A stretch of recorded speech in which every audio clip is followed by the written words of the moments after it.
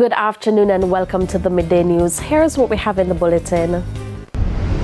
Jamaica makes steady progress towards achieving UN Sustainable Development Goals.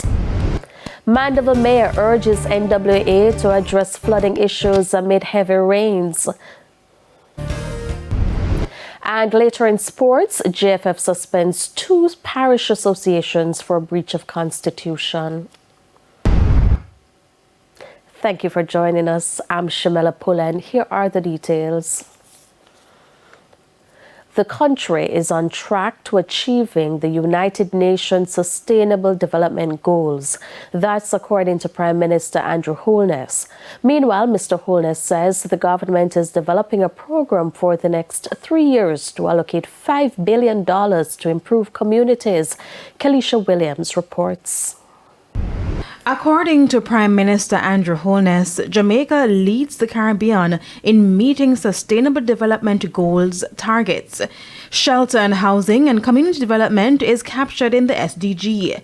Speaking at the contract signing and groundbreaking ceremony for the Spicy Grove Infrastructure Works project in Arakabessa, St. Mary, Mr. Holness says the country has surpassed the global average target of 16%. For most countries, they are only achieving 16% of the targets that they had set under the SDGs. 16%. And that's really a challenge. Jamaica is doing much better than the rest of the world. And in fact, Jamaica is the leading country in the Caribbean for meeting the SDG goals based upon our National Development Plan. The Prime Minister has acknowledged that there are challenges. This includes COVID-19's impact on social development and economic growth. Sometimes the national conversation forgot that the world was struck by COVID, and for 2 years there was barely any investment that could be made in social development. We had a massive supply side shock where supply chains were disrupted, growth fell off, and inflation went up. So all of those things had an impact on the pace at which we fulfill. Meanwhile, the project aims to build out road networks, infrastructure, and formalize land tenure for residents. The government is developing a program where we will allocate for the next 3 years $5 billion to improve communities just like Spicy Grove. And there are several communities that have said 750. That $15 billion will not be able to do all the communities. But it is a start. Kelisha Williams, TVJ News. Agriculture Minister Floyd Green says the Farm Road program continues to expand rural access in Jamaica. But Mr. Green says more could have been done if it wasn't for the COVID-19 pandemic. Karen Simpson reports.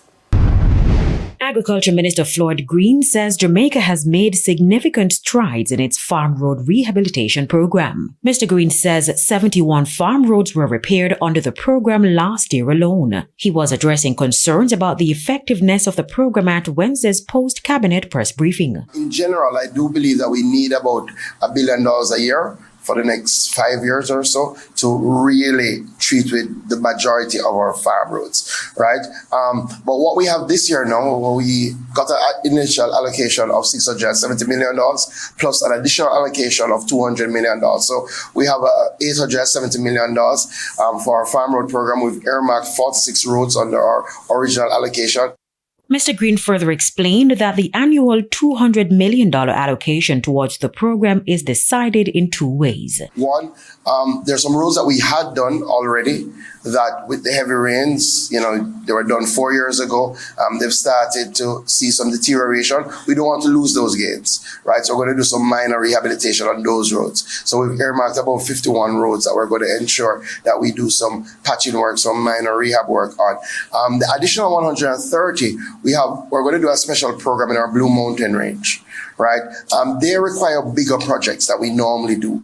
A number of roads in Blue Mountain were also repaired. This has given greater access to coffee farmers in the area. But that aside, Mr. Green says the program has reached areas deemed inaccessible. I think we've already earmarked about 6 roads across East Rural, St. Andrew, West Rural, St. Andrew, Portland, St. Thomas, in that Blue Mountain range to help our coffee farmers. We're going to do some work on that. So we continue. Last year we did 71 roads under the Farm Road program. So we are moving, and we are really getting to a number of the areas that were inaccessible. And when I tour and look at some of these roads and how far they've come, and clearly some members of parliament work with the farming groups, and we've done them in phases, but we've come a far way in relation to farm roads.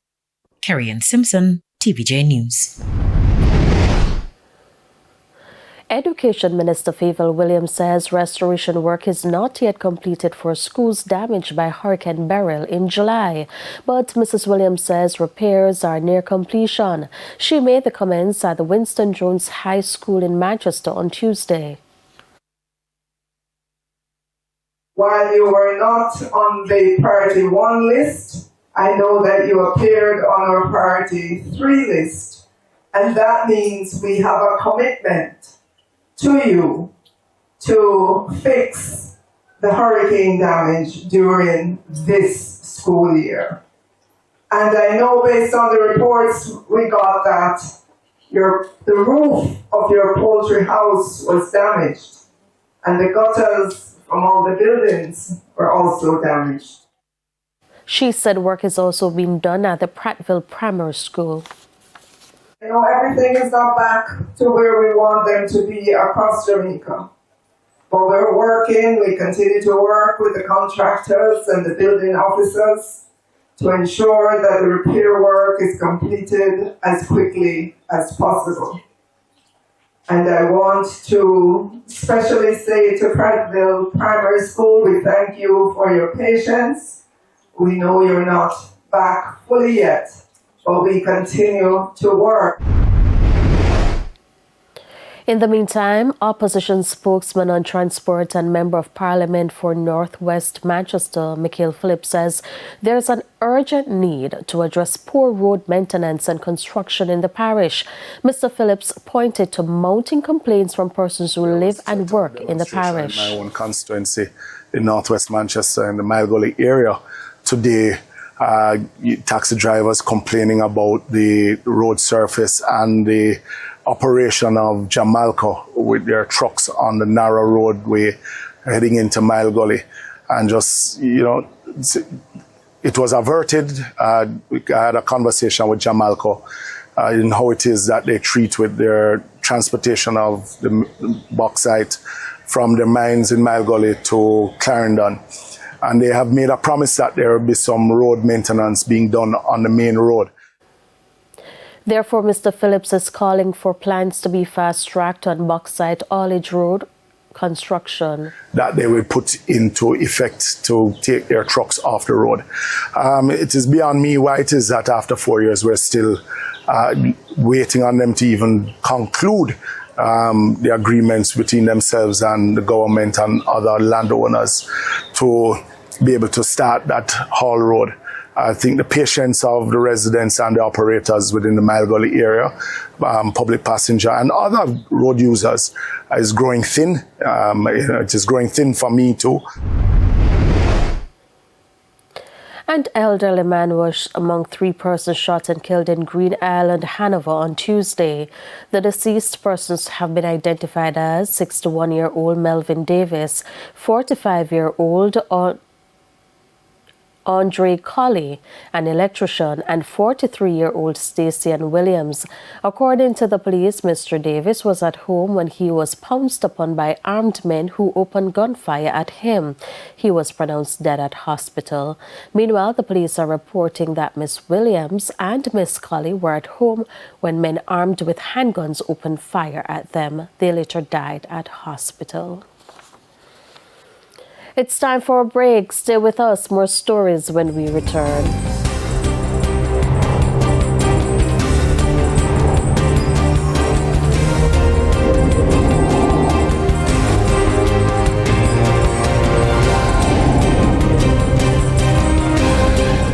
Welcome back to the Midday News. The St. Catherine Health Department says a new schedule will be issued for the resumption of the fogging in the parish. It was revealed that at the recent sitting of the St. Catherine Municipal Corporation monthly meeting that vector activities were suspended.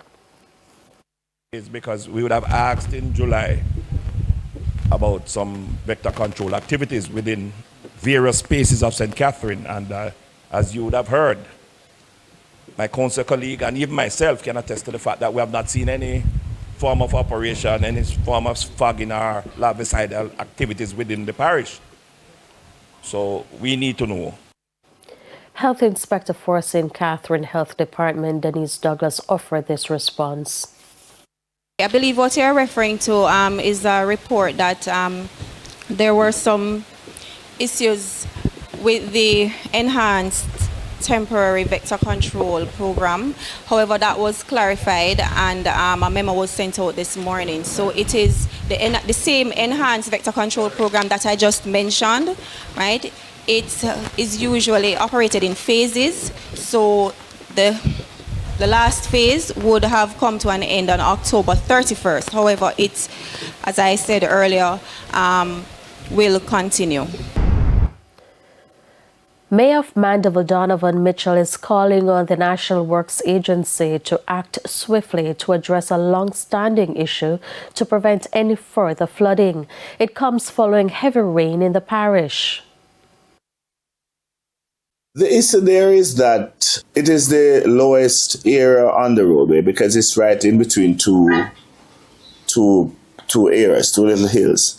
But there is a pond there, and I've seen that the water is not soaking as fast as it should. I had met with the owners of Fields Hardware and the members of the National Works Agency, and Fields Hardware had decided to give the Works Agency some leeway or some parts of their land that they could bring the water across the road through pipes to over into that area where the water would actually soak.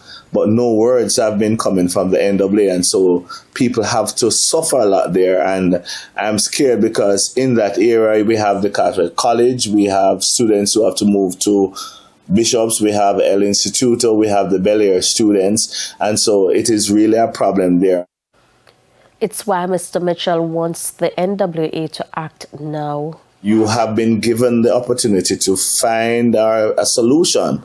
I just realized that somebody has, as a matter of fact, I hear somebody has created the means now of blocking off the pond so that just in case someone who is a stranger to the area goes into the water, the vehicle would not go over into the pond, but it would be blocked off or keep away from the pond because of the place that is fenced. And so I'm asking that the necessary things be done through the NWA.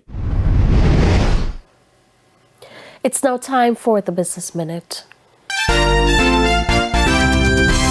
MoneyGram International says some of its agent partners are now available for sending and receiving money, including fulfilling pending transactions.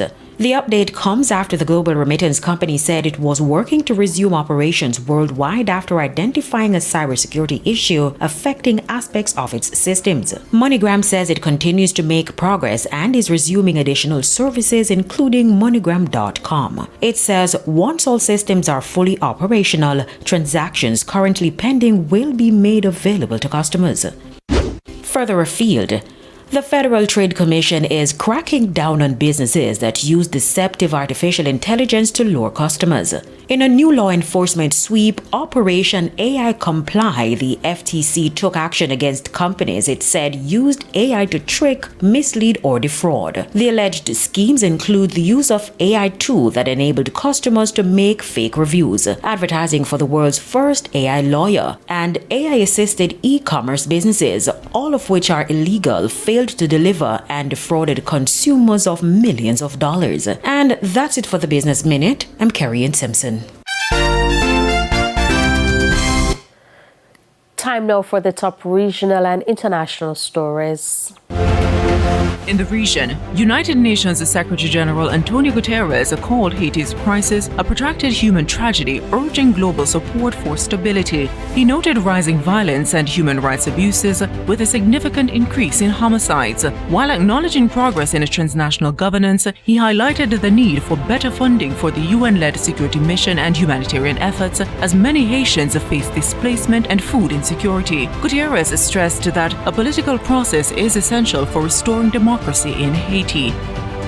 On the international scene, a CNN poll shows Kamala Harris leading Donald Trump among black likely voters, with 79% supporting Harris and 16% for Trump, creating a 63-point margin. However, this lead is lower than President Biden's 75-point margin in the 2020 election. Enthusiasm among black voters appears to be increasing, with 79% of registered voters stating that they would definitely vote, up from 68% in June. And those were the top regional and international stories. I'm Nakinsky Robinson.